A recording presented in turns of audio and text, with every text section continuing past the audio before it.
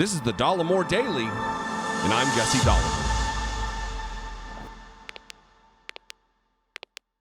Of all the negative ramifications of Donald Trump's presidency, wow, it is already a long day and it's very early. Of all the negative ramifications of Donald Trump's reign as the autocratic leader that he was the ushering in of dum-dums, the legitimizing of morons. Your Marjorie Taylor Greenes, your Matt Gaetzes, these types of goofballs. And there's probably none as dumb, none as cognitively deficient, none a greater, more accurate representation of the Dunning-Kruger effect than Lauren Boebert. I am going to talk about how she dropped out of school and got her GED a couple of years ago or whenever it was. It was very recently. And when I do so, I want you to know that I'm not maligning people who do drop out of school. What I'm maligning in her, specifically in her, is her lack of curiosity, her lack of interest in knowledge, her lack of interest in bettering herself, of making herself more intelligent, of coming to conclusions that are true and real and factual and rooted in a foundation of, again, intellectual curiosity. She's not a dum-dum because she dropped out of school. She's a dum-dum because even though she dropped out of school, she has not tried to better herself. Lauren Boebert, for some reason, was given a platform at a church recently where she maligned the Constitution. She fundamentally misunderstands the First Amendment of our Constitution.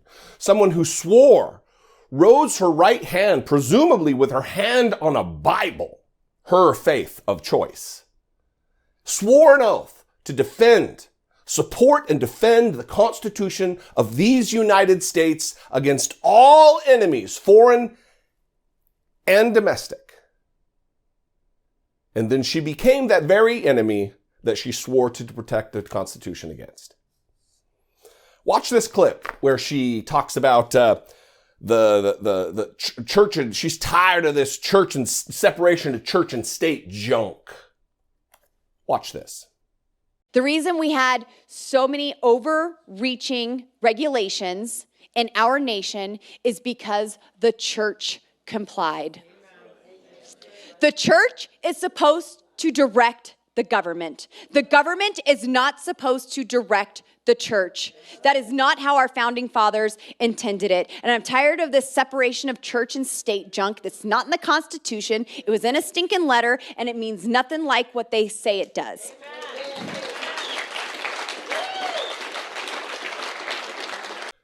Yeah.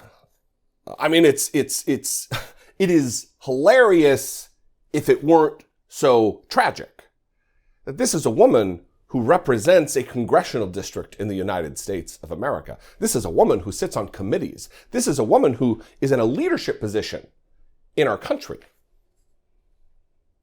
Let's cover that quote again. The church is supposed to direct the government. The church is supposed to direct the government. Yeah, that sounds mighty constitutional there, Lauren. The government is not supposed to direct the church. Well, that is certainly true. That is not how our founding fathers, I want you to remember that. She's invoking our founding fathers. That is not how our founding fathers intended it. I'm tired of this separation of church and state junk. That's not in the Constitution. It was in a stinking letter, and it means nothing like they say it does. Well, let's talk about this whole entire thing. One, she invoked the founding fathers. We're going to talk specifically about Thomas Jefferson. And let's get the First Amendment out of the way first. The First Amendment states that Congress shall make no law respecting an establishment of religion. That's the first part. Then it goes into or prohibiting the free exercise thereof. And that's the religion part of this. Congress shall make no law about creating a state church, the establishment of religion. Because in England, there is the Church of England, in countries all across the world, especially in the late 1700s, the church was intertwined, intermingled, at one with the church. And that's not the way we started things. And when she talks about that stinking letter, it's in a stinking letter, she's demeaning the source of the phrase separation of church and state. So she venerates, she lifts on high our founding fathers and what they did or did not intend. And then she talks about this letter, this stinking letter. Those things don't groove together because that stinking letter was written by one of our founding fathers. It's a letter called the Thomas Jefferson's letter to the Danbury Baptists. And we'll read a certain portion of it. First, it starts off with very late 7th, or actually in this case, early 1800s. The letter was written on January 1st, 1802. And it starts off with very late 1700s talk. Gentlemen, the affectionate sentiments of esteem and approbation which you are so good as to express toward me on behalf of the Danbury Baptist Association, and blah, blah, blah, blah, blah. And then this vile enslaver of human beings, Thomas Jefferson, this vile raper of his slaves, Thomas Jefferson, goes on to say this. Believing with you that religion is a matter which lies solely between man and his God, that he owes account to none other for his faith or his worship, that the legitimate powers of government reach actions only and not opinions, I contemplate with sovereign reverence that act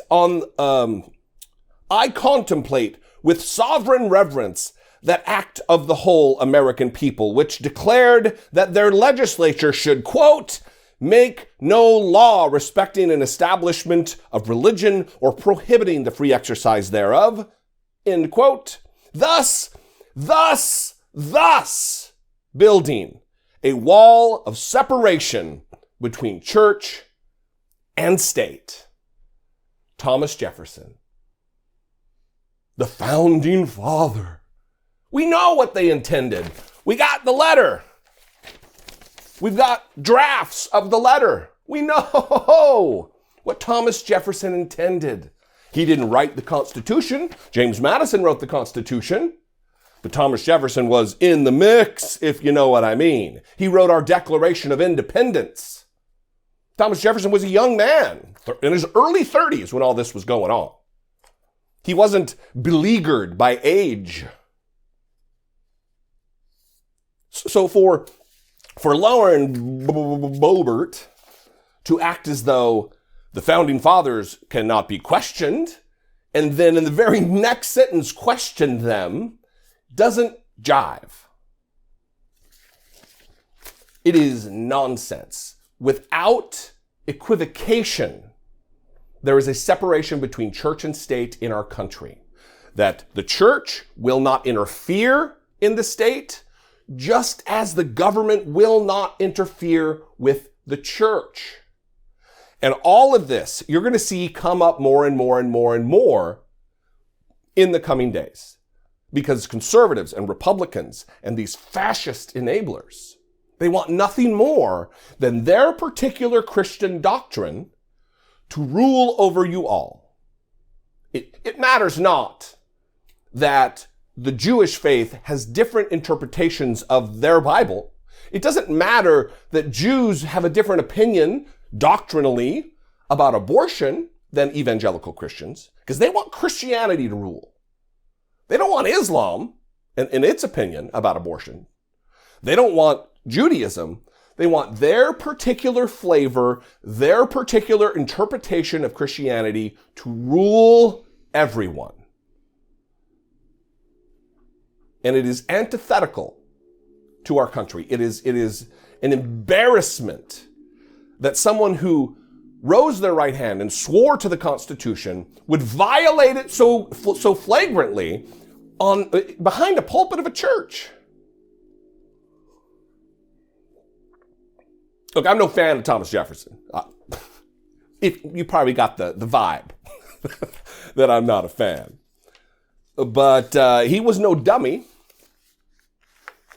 And if you're going to venerate the founding fathers, you better venerate them, not malign them. You can't have it both ways, little Lauren. I'd love to know what you think out there. You can call, leave me a brief voicemail, 714-576-4054. Of course, you can absolutely email me daily at dollemore.com. If I do something for you, give you information you didn't have before I started running my mouth, please consider supporting my work right here on YouTube. You can click the join button below this video. I don't know which side it's on the, I think it's on this. Who knows? I don't even know what color it is. Click the join button. See what's involved in becoming a channel member. For as little as $1.99 a month, just pennies a day, you can become a channel member, helping support and produce what I do right here. The work that I do that I believe is important, and you can be a part of that. You can also go over to patreon.com/IDoubtItPodcast and become a patron in a completely separate support mechanism at Patreon. Anyway, follow me on social media. I'm at Dollemore on Twitter and Instagram and TikTok, at Dollemore. That's the only one. I love you guys. I appreciate you very much. I will see you next time. Until I do, be genuine and take care of one another.